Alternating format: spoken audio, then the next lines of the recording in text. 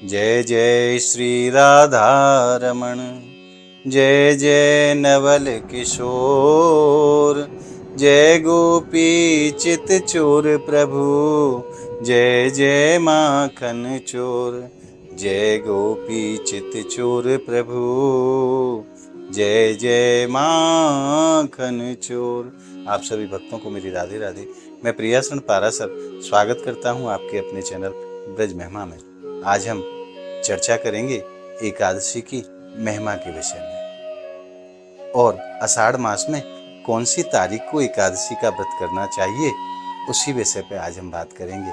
और किस प्रकार से श्री हरि की पूजा की जाए, क्या वस्तु प्रभु की पूजा में प्रयोग की जाए ताकि हमें श्री हरि की कृपा बहुत जल्दी प्राप्त हो। आषाढ़ मास के शुक्ल पक्ष की एकादशी को हरिशयनी एकादशी के नाम से जाना जाता है और इस एकादशी की अनंत महिमाएं हैं। जीव ने कितने भी बड़े पाप किए हों और हरिशयनी एकादशी का व्रत अगर कर लिया, जीव की समस्त पापों से निवृत्ति हो जाती है। ऐसी अनंत महिमा है हरिशयनी एकादशी की। इसको हरिशयनी क्यों कहा जाता है, तो आप भक्तों से मैं निवेदन करूं, जब भगवान वामन स्वरूप में राजा बलि के यहाँ पधारे और 2 पैरों में राजा बलि की समस्त संपत्ति को प्रभु ने ले लिया, तो तीसरा पैर रखने के लिए कोई स्थान नहीं बचा।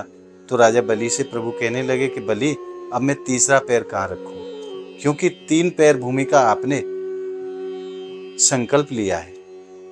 तो राजा बलि ने अपने मस्तक को प्रभु के श्री चरणों में झुका दिया और कहा कि प्रभु, आप तीसरा चरण मेरे सर के ऊपर रखें। भगवान वामन इस बात को सुनकर के इतना प्रसन्न हुए कि बलि, मैं तेरी भक्ति से बहुत प्रसन्न हूँ, मांगो क्या मांगते हो। तो बलि कहने लगे कि प्रभु, जब भी मैं अपने महल में जाऊं तो आपका दर्शन करके जाऊं, और जब भी मैं अपने महल से निकलूं तो आपका दर्शन करके निकलूं। तो प्रभु कहने लगे कि बलि, इसका तो सीधा सीधा मतलब है कि हम आपके द्वारपाल बन जाएं। वह प्रभु, मैंने ऐसा कब आपसे कहा, परंतु प्रभु तो बड़े करुणामयी हैं महाराज।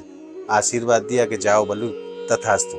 तो आषाढ़ मास के शुक्ल पक्ष की हरिशयनी एकादशी के दिन से और कार्तिक मास के शुक्ल पक्ष की देव प्रबोधनी एकादशी तक प्रभु राजा बलि के यहाँ वास करते हैं एक रूप से, और दूसरे रूप से प्रभु योग निद्रा में विश्राम करते हैं। इसीलिए इस एकादशी को हरिशयनी एकादशी कहा जाता है और इसी दिन से चतुर्मास भी प्रारंभ हो जाता है। श्रावण मास, भाद्रपद मास और आश्विन मास और कार्तिक मास, ये 4 मासों को चतुर्मास कहा जाता है।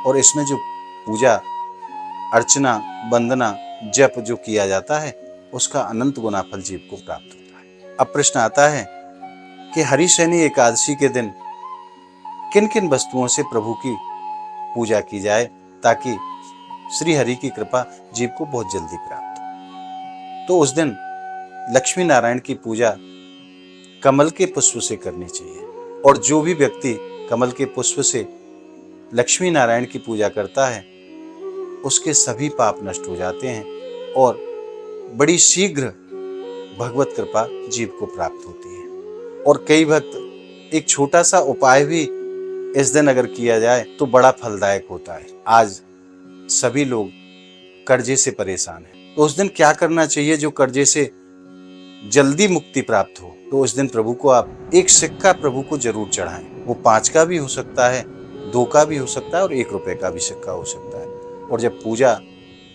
विश्राम ले, जब पूजा समाप्त हो जाए, तो उस सिक्के को लेकर के जहां धन रखा जाता है वहां उस सिक्के को रखना चाहिए, या अपने पर्स में आप उसको रखें।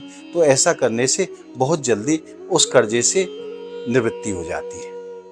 ऐसे संयोग बनने लगेंगे कि वो कर्जा बहुत जल्दी उतर जाएगा।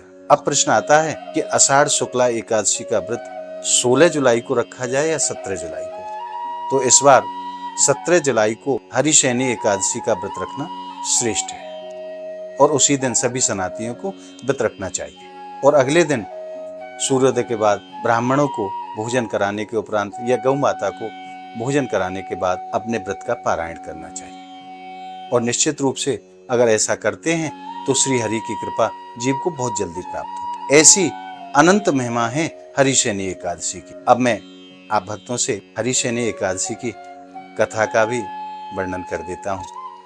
और एकादशी के दिन जो भी भक्त इस कथा को सुनते हैं उसको सहस्त्रों गौ दान का पुण्य लाभ प्राप्त होता है। सतयुग की बात है, राजा मांधाता राज्य करते थे और उनके राज्य में प्रजा सभी प्रकार से संपन्न थी। चारों तरफ परम आनंद था, प्रजा सभी प्रकार के आनंद में थी।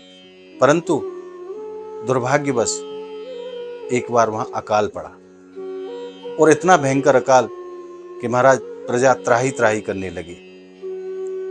क्योंकि जब परेशानी में होते हैं ना तो धर्म हृदय से निकल जाता है।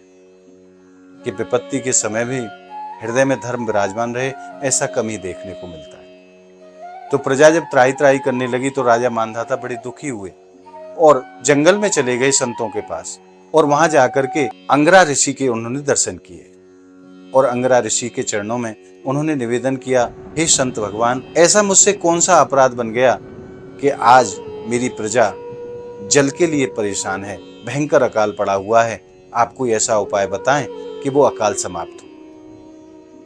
तो अंगरा ऋषि कहते हैं, राजन, आप आषाढ़ मास के शुक्ल पक्ष की हरिशयनी एकादशी का व्रत समस्त प्रजा के साथ करें तो ये जो कष्ट का समय है इसका निवारण बड़ी शीघ्र हो जाएगा। और हरिशयनी एकादशी की अनंत महिमा का वर्णन राजा मांधाता से अंगरा ऋषि ने किया। उनकी बात को मान करके अपनी प्रजा के साथ में जब राजा मांधाता ने हरिशयनी एकादशी का, देव शयनी एकादशी का जब व्रत किया तो महाराज श्री हरि की कृपा से खूब मूसलाधार बारिश हुई और पुनः राजा पहले की तरह संपन्न हो गए। ऐसी महिमा है हरिशयनी एकादशी की। इसको हरिशयनी एकादशी भी कहा जाता है और देवशयनी एकादशी भी कहा जाता है। रात्रि में जागरण करना चाहिए और ज्यादा से ज्यादा प्रभु के नाम का जाप करना चाहिए। और चतुर्मास में जब हरि योग निद्रा में चले जाते हैं तो समस्त भक्तों को पृथ्वी पर शयन करना चाहिए, ऐसा विधान शास्त्रों में बताया गया है। तो आज आपने हरिशयनी देवशयनी एकादशी की अनंत महिमा को आपने जाना और आज का भाव आप भक्तों को कैसा लगा आप कमेंट के माध्यम से हमें जरूर बताएं। और इस वीडियो को आप ज़्यादा से ज़्यादा लाइक करें, ज़्यादा से ज़्यादा अपने प्रियजनों में इस वीडियो को शेयर जरूर करें ताकि सभी भक्तों को हरिशयनी एकादशी की महिमा का ज्ञान हो सके और सभी भक्त इसका पुण्य लाभ प्राप्त कर सकें। अगर आपने ब्रज महिमा चैनल को अभी तक सब्सक्राइब नहीं किया है तो आप ऐसे ही आनंद के लिए ब्रज महिमा चैनल को ज़्यादा से ज़्यादा संख्या में सब्सक्राइब जरूर करें। तो मिलते हैं अगली वीडियो के साथ, तब तक के लिए आप सभी भक्तों को मेरी प्रेम भरी राधे राधे।